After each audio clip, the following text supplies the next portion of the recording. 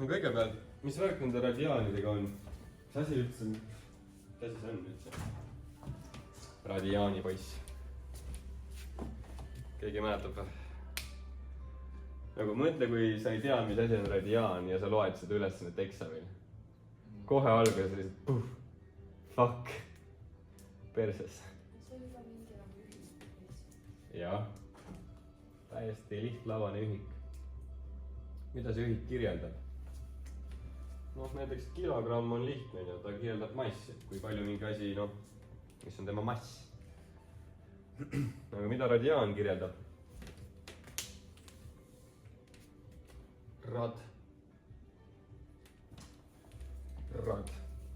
Radiaan. Mis tema tähendus, mis tema kirjeldus on elus, kus teda kasutatakse? Eriti ei kasutata. Kasutatakse kraadides või?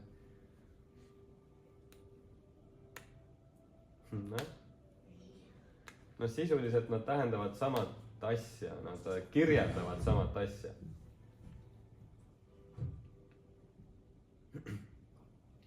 Näiteks kui ma ütlen, et mingisugune nurk on 90 kraadi,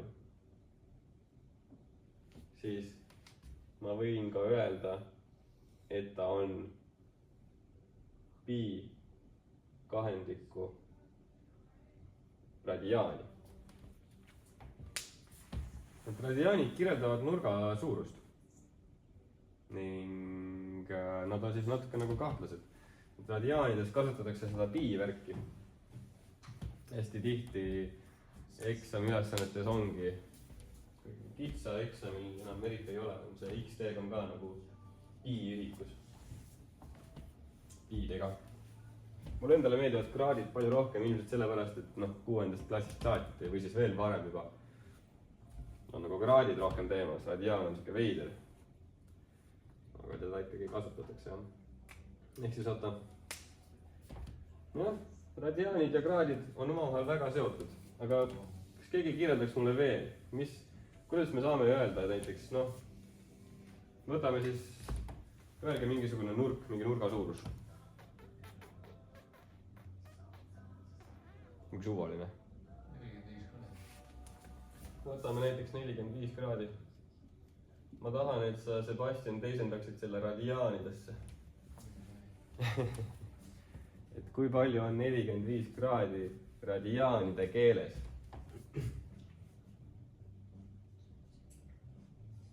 Nii palju me mäletame, et 90 kraadi oli siis pi kahendiku radiaani.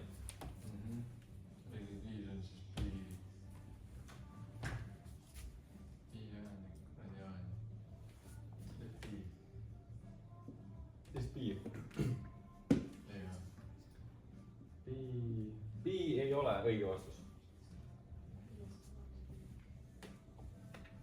Kuskilt tuli ütlus, et pi radiaani on võrdne 180 kraadi, mis on tõsi. Kui palju on siis 45 kraadi? Täpselt nii.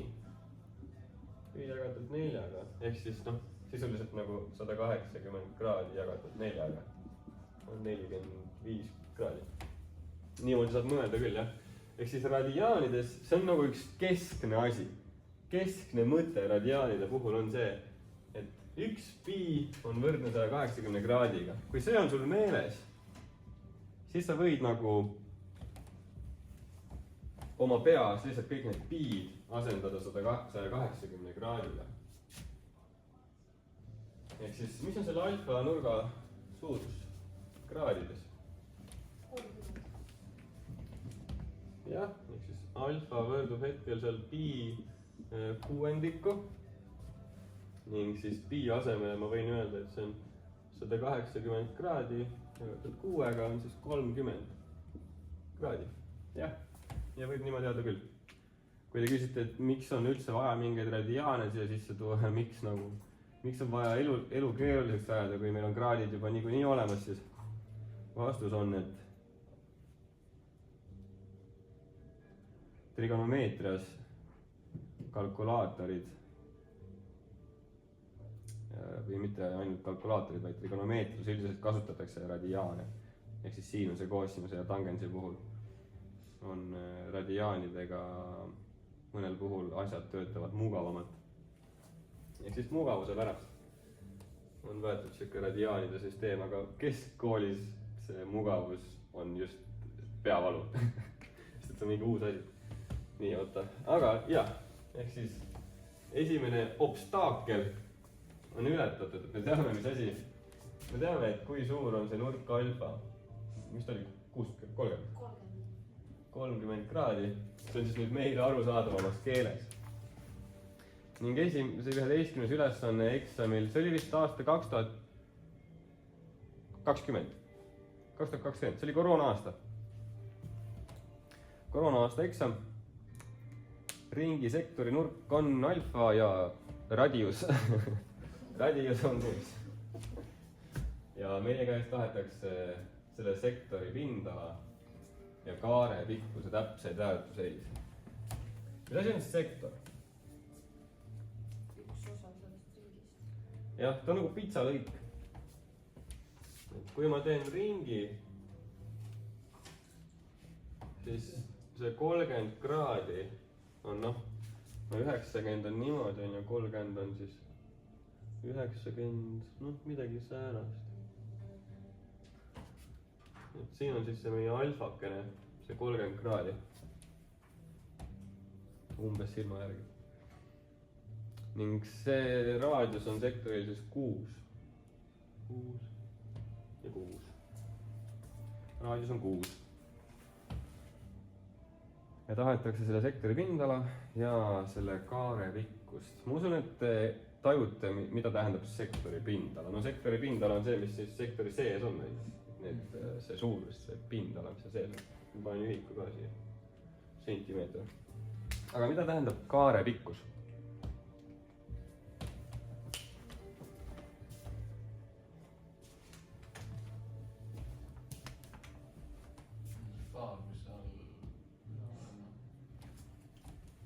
See jah.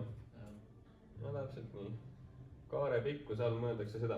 Tavaliselt kaare pikkus tähistatakse L-iga, aga vahet ei ole, sa võid X-i või mis iganes tähe sinna panna. Ei ole vahet. L-iga. Ja nüüd ma ootan teie ettepanekuid. Kõigepealt siis, ma ei tea, kumb on lihtsam. Kaare pikkus või mis sektori pindala, ma ei tea, ma ütlen siis näiteks S alfa, oletame, et me otsime seda sektori pindala ehk siis S alfat ning et me otsime L-i ka.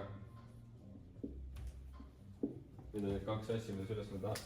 Ja need on võimalik välja arutada üsnagi tegelikult kiiresti või mugavalt või lihtsalt või mida. Selle jaoks on mingid fancy'd valemid olemas, aga mulle need fancy'd valemid väga ei meeldi.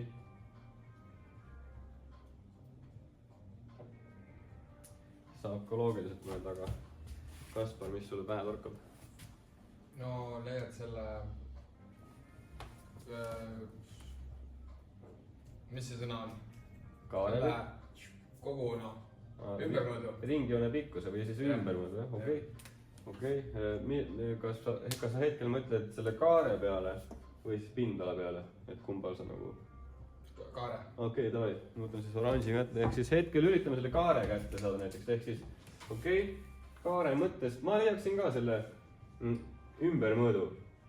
Tavaliselt ümbermõõdu tähistatakse P-tähega, aga ringi puhul millegipärast kasutatakse C-tähte.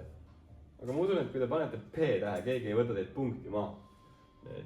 Aga ma panen hetkel C, et see on siis ümbermõõt, ehk siis kogu selle ringi ümbermõõt. Kuidas seda arvutada?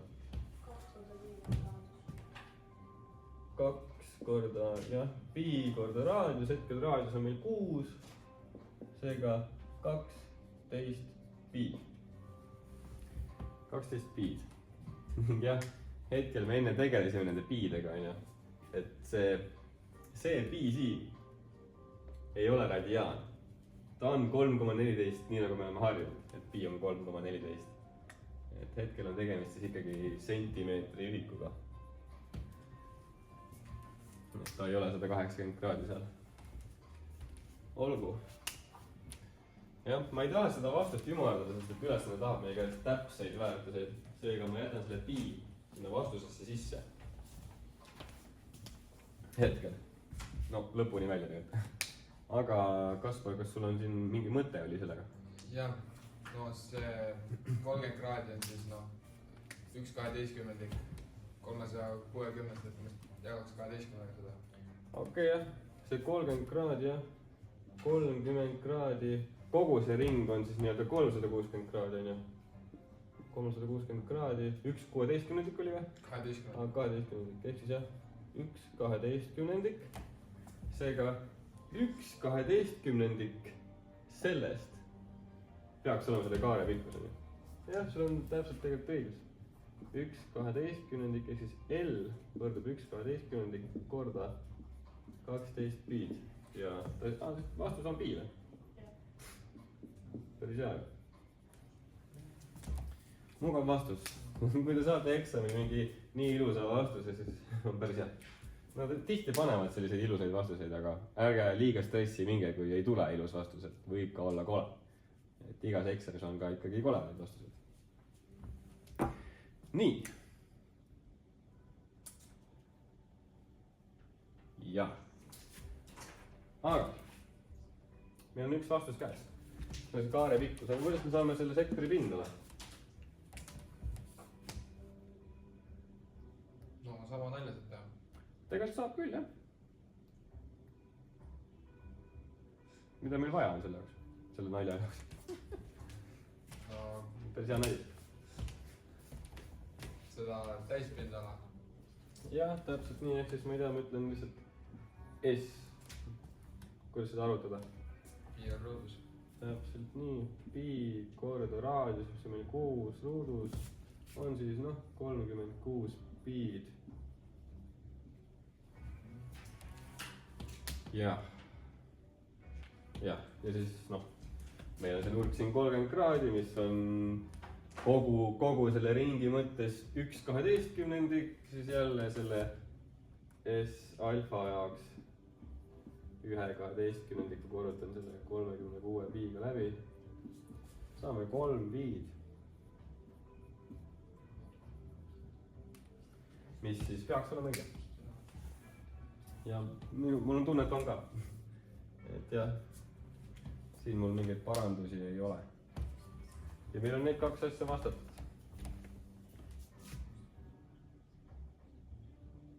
Need kaks ülesannet ei ole üldse seotud omavahel. Nii kurb. Aga ometigi oli see ühe ülesande all naljakas. Igal juhul need kaks vastust on käes, lähme edasi. Joonisel on funktsioon y võrdub tangens x graafik vahemikus -90 kuni 90 kraadi. Kustutan selle jama siit nüüd ära.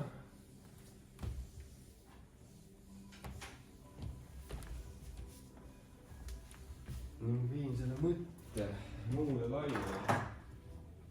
Y võrdub siukene funktsioon, õnneks tema graafik on meil siin antud, ta näeb siis siuke välja selles lõigus. Nii, ta on meile antud sellisel kujul, lahendage võrrand. Esimene asi, lahendage võrand, tangens x võrdub -1-ga, kui x on siis noh, selles vahemikus. Mida ta tahab meie käest?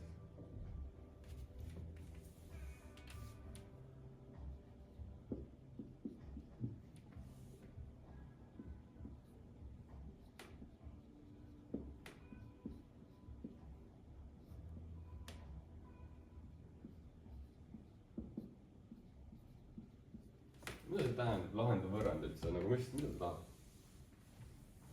Mida ta nagu tegelikult tahab? Me oleme seda hästi palju kuulnud, et ta hästi palju võrandeid lahendada, aga mida ta nagu tegelikult tahab? X-i väärtust. Jah. Võrrandi lahendamine tähendab tõesti seda, et meil on lõpuks vaja öelda, et x võrdub mingisuguse arvuga. Aga täpsemalt missuguse arvuga? Kuidas me selleni jõuame?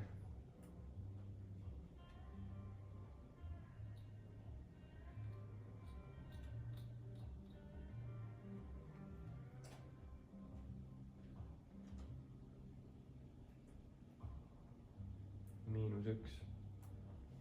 kui tihti on õpilastel raskusi sellega, et nad küll mõistavad jah, et nad peavad leidma x-i väärtuse ja siis nad peavad leidma x-i väärtuse sellisel juhul, et kogu see võrrand võrduks või noh, et tangens x võrduks -1-ga. peame x-ile panema mingi väärtuse, et me saaksime -1 kokku selle tangensiga. aga hetkel, mida see tähendab, kuna see tangens x on see samasugune graafik, mis meile ka siia antud on, siis meil on vaja selle graafiku väärtust, siis meil on vaja teada selle x-i väärtust sellisel juhul, kui graafiku väärtus on -1. -1 on siin, see on siis see y. meil on vaja teada x-i väärtus sellisel juhul, kui meie graafiku väärtus on -1.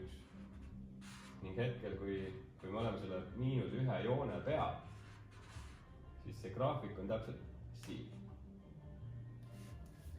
küsimus on, et mis on see x siit üles, see ongi see lahendus. hetkel tundub nagu -45 on õige vastus. mul siuke tunne. aga me peame seda lahendama, mitte lihtsalt joonise pealt vaatama. aga hetkel tundub joonise pealt, et see -45 on siin selle -1-ga nagu kontaktis. saate mu mõttest aru või? võiks, no siin on -1, ta võrdub -1-ga, tangens x, tangens x-i joon on -1 vot siin. selle juures ja me tahame seda x-i teada. seega, kuidas lahendada trigonomeetrilist võrrandit? ma peast ei mäleta, sest tangensi vale või lüli pole. või siis tegelikult see oli vist just lihtsam tegelikult. seda tuleb nii harva kasutada, et on meelest ära kadunud. noh, Merleen, ütle nüüd. ma leidsin kõige viimane lehekülg. ossa püha issand, jah.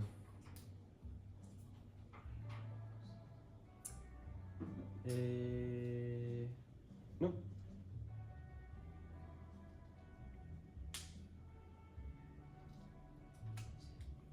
no hetkel siinusel, koosiinusel ja tangensil on oma see nii-öelda põhivõrrand, kuidas teda lahendada. Tangensil näeb see välja siuke, et kui me tahame seda x-i siin leida, siis x on võrdne arcus tangens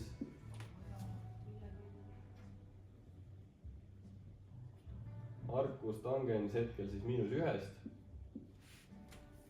ja pluss np või siis korda 180 kraadi. mulle meeldib kraadidega seda asja teha. ning siin me ütleme, et n kuulub hulka täisarvud.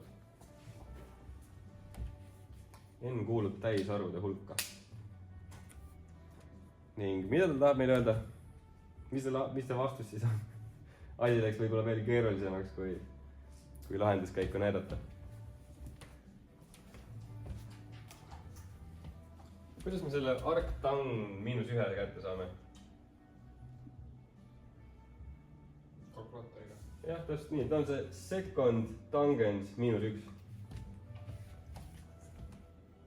ning hetkel ta klapib meie joonisega päris hästi, et see second tangens -1 tuleb siis siia -45 kraadi pluss n korda 180 kraadi. nii, ja jätkuvalt n kuulub hulka täisarvud. täpselt nii, seega siit juba see -45 tuli nagu kohe välja. kohe, see -45 on siin üleval. tuli meile kohe välja joonise pealt.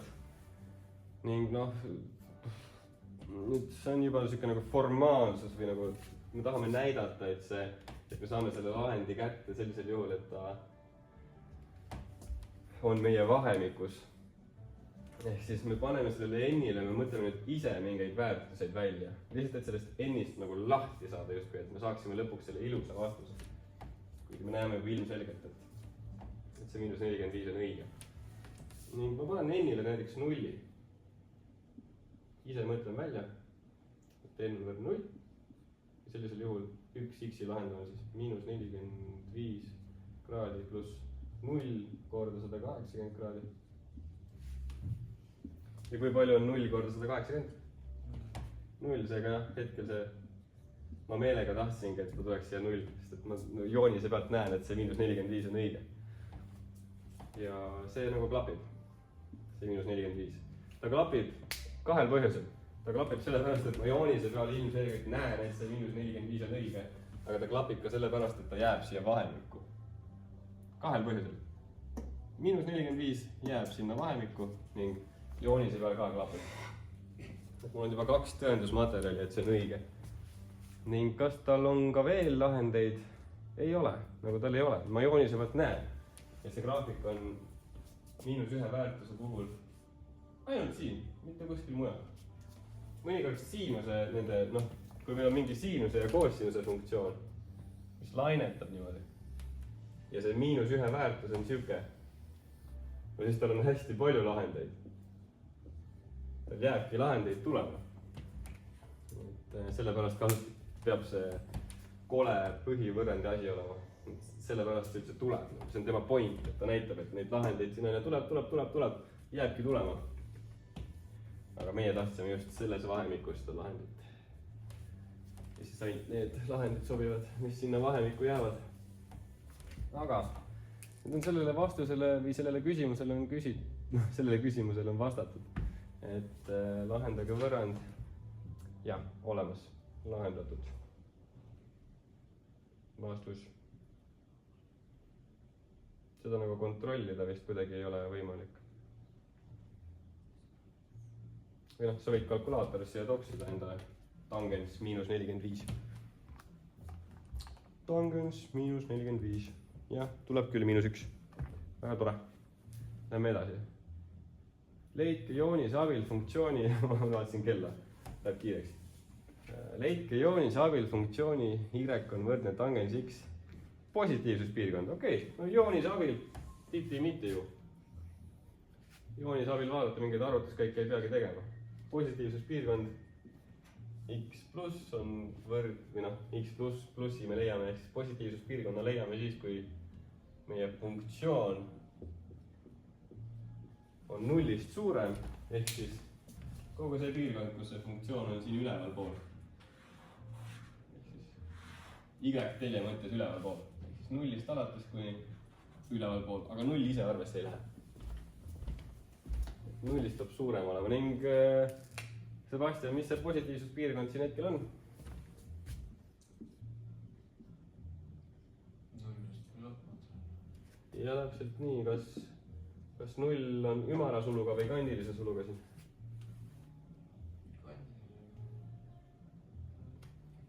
mul pole kahjuks seda püssi käes praegu. muidu ma laseks sind. see on ümara suluga. jah. ümmargune jah, sellepärast et see 0 ise ei ole kaasa arvatud. kui siin oleks see märk juures, siis ta oleks kandiline. aga jah, on ümar. 0 ise ei anna positiivset vastust, positiivset piirkonda. noh, lõpmatus on alati ümar. seega see on see vastus. see on hetkel see vastus, et see on siis, ma panen selle uuesti selle vahemiku siia juurde, -90 kraadi kuni 90 kraadi. see on siis selles vahemikus. siin. nii, aga funktsiooni y on võrdne tangens x graafikul asub punkt A. panen siia teine ja kolmas. asub punkt A, mille koordinaadid on siis 60 kraadi ja m. leidke m-i täpne väärtus. kuidas me leiame m-i täpset väärtust? ehk siis joonise peal see punkt A asub siin. ning tema x-i väärtus on 60 kraadi. see on seesama 60 kraadi. meid kotib, mis on see Y väärtus. kuidas me Y-i saame? tegelikult 60 kraadist läheb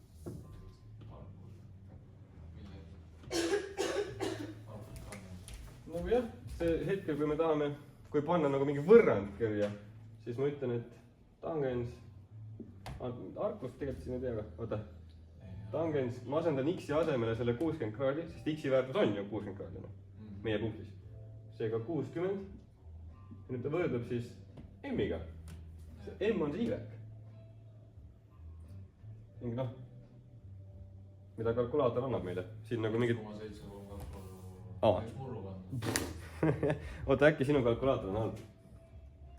jah, sinu kalkulaator on halb. sa pole ikka uut kalkulaatorit ostnud. täiesti, kui palju ma pean sulle ütlema? tekivad summa hinda. M tuleb hetkel siin ruutjuur 3. ruutjuur 3 tuleb M ehk siis selle, aga oota, aga ütle, mis see umbes ta väärtus oli? 1,73, okei, vaatame, kas see klapib joonisega. ehk siis see punkt A asub meil siin ning tema Y väärtus peab olema 1,7. no umbes on. 1 on siin, 1,7 võiks olla siis siin. 2 on juba siin, ega 1,7. peaks klappima. aga täpne väärtus on siis see ruutjuur 3. aga kui ma eksami kirjutan lihtsalt, et M võrdub 1,73, nagu umbes 1,73, kas see vale? jah. päriselt? jaa, sest tahetakse täpset väärtust, see ongi see point. tahetakse täpset, sa andsid ebatäpse. me peame uue kalkuga ostma siis. nagu jah. peate küll jah. et seda ma olen üritanud teile ka öelda. et te peate, et kui teie kalkulaator ei anna seda täpselt. okei, enne kui te ostate uue, võite ju mingi uurida internetist, et äkki teie kalkulaator tegelikult oskab anda täpset väärtust, sest et minu oma, ma saan seadistada enda kalkulaatori nii, et ta annab või siis ei anna täpset väärtust. jaa, aga see on tavaliselt siuke asi, millega õpilased ei viisi tegeleda, nagu enda kalkulaatori vaatamine. kalkulaatoril on nii palju nuppe, siin on nii palju asju tegelikult, mida ma ei tea, mida ta teeb, aga võiks teada. teeks elu lihtsamaks ilmselt. Vot, ja ongi nii. ja siis on sellele ülesandele vastatud, et selle M-i täpne väärtus. ma muidugi igale sellele küsimusele kirjutaksin eraldi ilusasti vastuse välja. sest et siis on safe. ma ei viitsi meelde jätta, et missugustele ülesannetele peab nagu sõnadega vastama ja missugusele ei pea. sõnadega vastamine on alati safe. et sõnadega võib alati vastata. ehk siis hetkel ma vastaks sellele kolmandale näiteks, et siia, et M-i täpne väärtus on ruutjuur 3.